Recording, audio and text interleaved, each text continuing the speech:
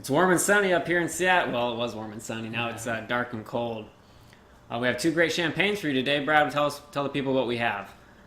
First up, we have a Krug non-vintage Grand Cuvee, and we have a Piper Heidsieck 2002, which is Champagne's Magazine Champagne of the Decade. That's a pretty bold statement. So we're gonna give that a shot. As always, we got those two champagnes head to head, then a chambong-off. Finally, we're gonna finish it up with intimate thoughts with Brad and Ryan. This is two guys, two flutes.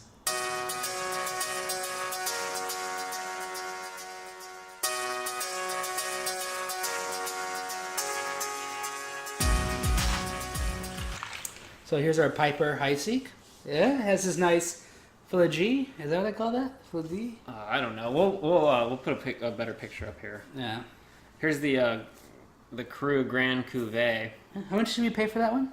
This was, I think, $170. I think they were both around $170, maybe $160, $170. Krug is a non-vintage champagne, and while most most champagnes are vintage, Krug is deliberately non-vintage because they want a consistent flavor year after year. That was actually the goal of the guy who started the Krug Champagne House. Is year over year, a consistent champagne taste.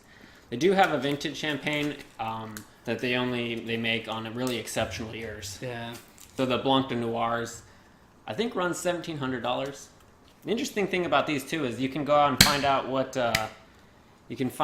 how many wines were made in your particular. They have a label, an ID number here. This one had 183 wines in it from 12 different years. The youngest one was 1990, and the oldest was 2007. Nice. So this is an assemblage of 183 wines. Wow. Good pop, by the way. Thanks. And this is just an 02. Champagne of the year, decade. Yes. Excited to see which one I like. Any predictions? Dude, I don't know. Career Mix is solid champagne, but this is champagne of the decade. Yep. So both these champagnes are known for very fine bubbles and a smooth taste. So let's find out. So I'm waiting right now for Ryan to come out with my samples. We don't have any helpers this week, so we're doing it for each other. Here we go. Here's your first one. Wow. Those are some tiny bubbles.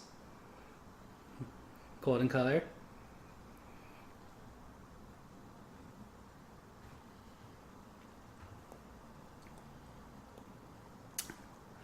I like that a lot.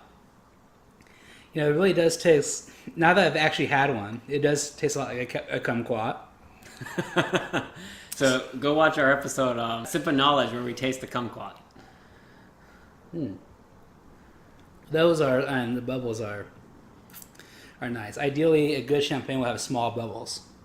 Here's number two. Both these champagnes are very golden, very lemony looking. This one smells a little bit more crisp to me. So this one, I definitely get the little bit of the nutty taste towards the end. Both these are, great. All right, you ready to make a decision? What's one? The first one, I am going to go with the Piper. Okay, and the second one? This would be the Krug. You're opposite. Right away. You're wrong. Yep. First Wow. one is the Krug. The second is Piper. So knowing that, which one do you like? Well, I would say this one no matter what, but... Okay, so the first one? Krug. Yep, so the non-vintage actually wins over the champagne of the decade for you. Well, your turn. All right. So here's number one.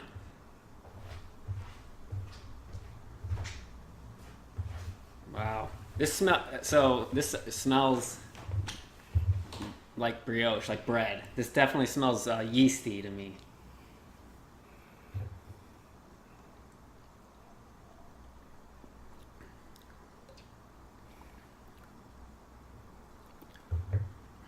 I don't really care for this one. I can't put the taste anywhere.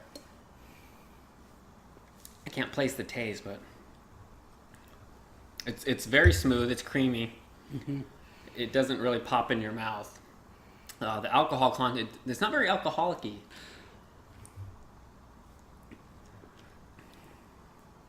Wow. I really like this one. This one is crisp. Yeah.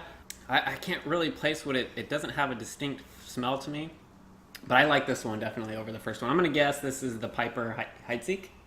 And that one is Krug. I flipped him as well. Oh, look at that. So the champagne of the decade is definitely, it has a doughy or yeasty flavor to it, doesn't it? Yeah. The Krug is really crisp. So it turns out we don't like good champagne. Yeah, maybe our palate's just not refined enough. Let's see how they go down the chambong. Oh, we got to do our rating first. Oh, yeah.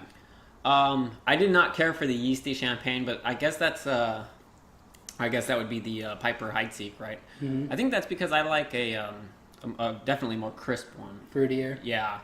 So I'm gonna give that. I'm gonna give it. I don't know. I think quarter flute. Certainly not the champagne of the decade for me. Yeah. How about you? You know, I'm going to go the same on the Piper too, quarter flute. I wouldn't really buy it again if I see it on the menu anywhere.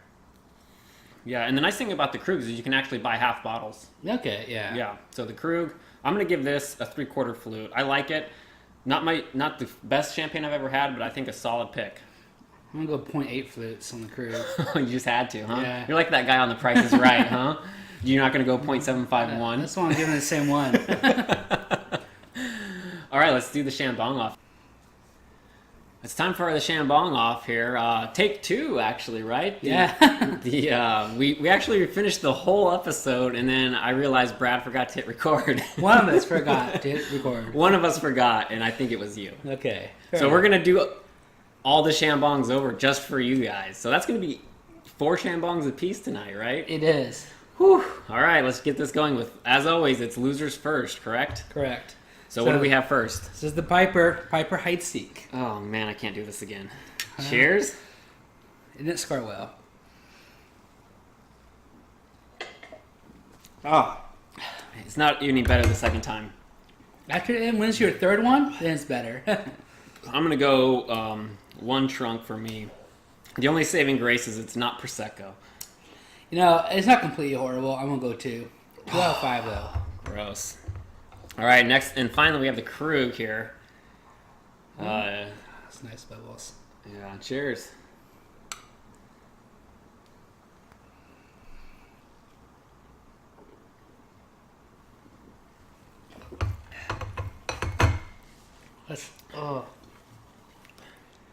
For the Krug, I'm going to go 4 out of 5. So 4? Yeah, 4 trunks for me as well. Hey, we're very consistent tonight. We are very consistent. Have you ever seen Single White Female? No. It's a movie about a roommate and how yeah, you should watch it. You guys should watch it as well. So we're going to finish up with intimate thoughts. Yeah, I know. Well, we got 5 questions. We'll see it. By the way, we have no idea what these questions are beforehand. Iron Man or Captain America? Oh, Iron Man.